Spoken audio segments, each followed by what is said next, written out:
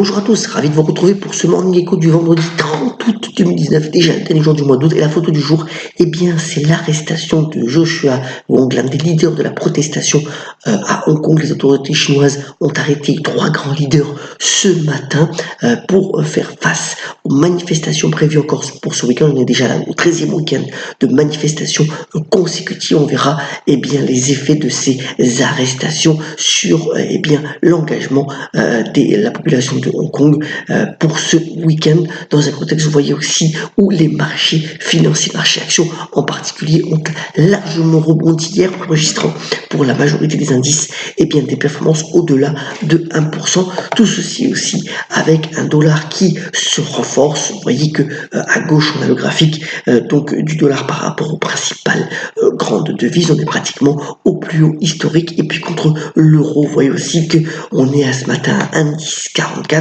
On verra si on arrive à passer de nouveau les 1,10 dollars pour 1 euro dans un contexte où Christine Lagarde, donc la prochaine patronne de la Banque centrale européenne, promet donc des mesures quantitatives pour soutenir l'économie du vieux continent lors de des prochaines réunions prévues donc par la BCE. On verra si ceci se concrétise et si cela aura effet donc encore sur l'euro-dollar.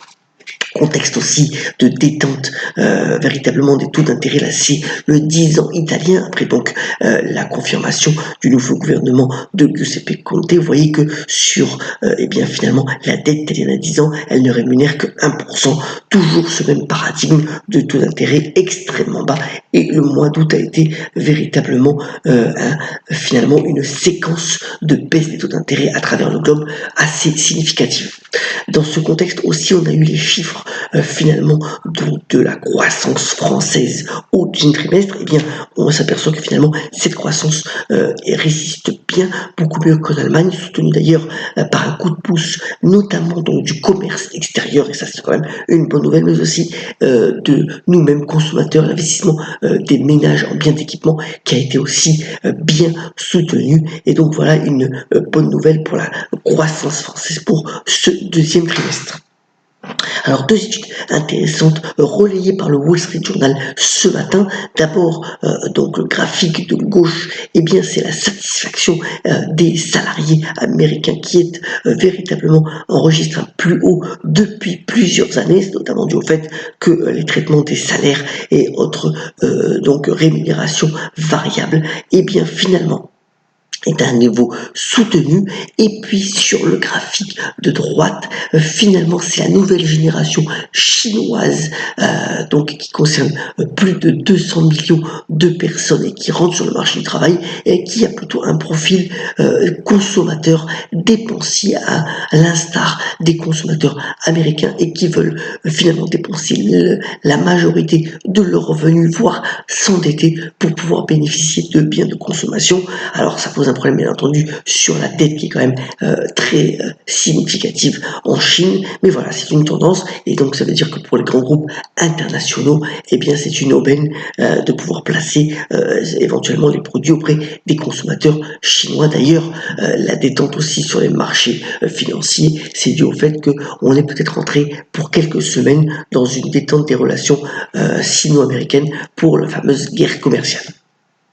Dans ce contexte aussi, je voulais relayer le fait que le Bitcoin est repassé de nouveau en dessous des 10 000 dollars donc pour un Bitcoin. Alors, on est tendance plutôt baissière à court terme. On verra si ce mouvement continue dans les prochains jours. Mais voilà, c'est à noter donc le Bitcoin qui baisse légèrement depuis quelques jours. On a aussi, au point de vue des placements, ces statistiques relayées par les Échos ce matin, démontrant que l'assurance vie regagne du galon auprès donc des épargnants français, puisque les flux sont positifs, tout comme d'ailleurs le livret A. C'est véritablement les deux placements les plus favorisés par les Français, et surtout la sécurité, puisque pour ce qui concerne l'assurance vie, ce sont les fonds euros, donc on va dire le placement garanti qui qui est le plus favorisé. Venons-en en bref, d'abord avec donc les résultats hier de Bouygues qui ont plutôt su donc séduire les investisseurs. L'action a regagné 6,75%, soutenu notamment par des très bonnes performances donc commerciales de Bouygues Télécom. Les autres activités du groupe ont été aussi conformes aux attentes des investisseurs. Et voilà, donc un bon résultat. On verra si cette tendance se poursuit. Mais pour le moment, la bourse a salué, tout comme d'ailleurs on l'avait dit hier, a salué largement les résultats de Pernod Ricard. Alors, véritablement, les produits de substitution à la viande et au poisson gagnent du galon. Vous voyez ici que le coureur automobile Lewis Hamilton va lancer d'abord à Londres et puis, bien entendu, avec une expansion internationale de la chaîne, donc Meat Burger. Alors c'est un accord fait avec Beyond Meat, l'un des leaders de la viande sans viande. Donc un accord pour pouvoir finalement distribuer ces produits à travers la chaîne de restauration qui se fait. Et puis sur le point de vue du poisson, sans poisson, notamment l'entreprise Good Catch aux États-Unis qui aussi a elle aussi a de fortes ambitions internationales pour pouvoir distribuer ces produits, une tendance vegan, tendance donc aux aliments de substitution qui gagne toujours plus de terrain et qui est une tendance structurelle à considérer véritablement.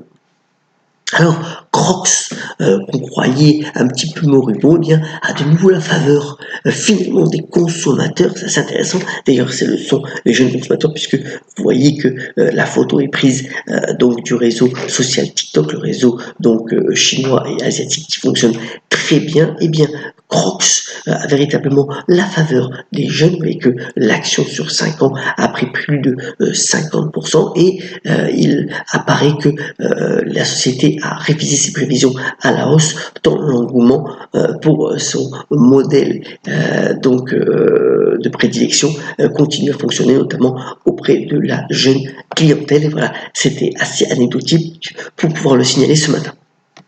Alors, un autre point aussi, là, c'est relayé par le magazine Les Échos, c'est le fait que finalement la police de caractère Helvetica donc fête ses 50 ans. Il y a d'ailleurs un documentaire qui est sorti sur celle-ci. Vous voyez que les marques, les logos des marques comme Panasonic, Skype, Evian ou Mattel utilisent donc cette police de caractère. Et d'ailleurs, tout ceci est commercialisé par une société américaine qui s'appelle Monotype, qui donc pèse près de 800 millions de dollars, qui réalise un chiffre d'affaires de près de 200 millions de dollars annuels, notamment en proposant différents types de polices de caractère basées sur celle-ci, donc sur Helvetica. Et Helvetica, d'ailleurs, il va y avoir Helvetica Now, donc une nouvelle déclinaison de cette police de caractère finalement qui connaît un business assez florissant depuis maintenant plus de 50 ans. Alors, côté cinéma, deux nouvelles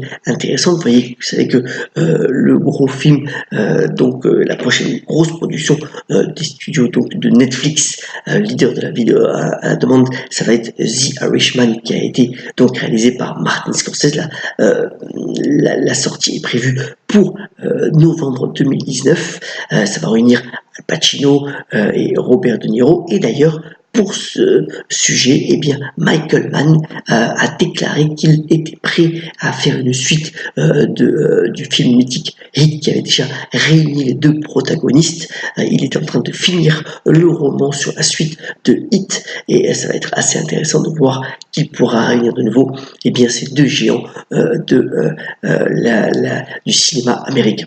Voilà donc pour l'essentiel de l'actualité. Alors on termine sur mon écho en souhaitant un joyeux anniversaire à ce grand investisseur, ce grand magnat des marchés financiers, Warren Buffett, qui fait tout de même ses 89 ans. Peut-être que finalement la bourse, ça conserve, et qui a notamment déclaré, on a dit des belles phrases, mais celle-ci est pas mal, c'est quand la mer se retire que l'on voit ceux qui se baignent nus. Passons une excellente journée, ayons la pêche, soyons solitaires, et un excellent week-end à tous. À très bientôt sur le Morning Echo.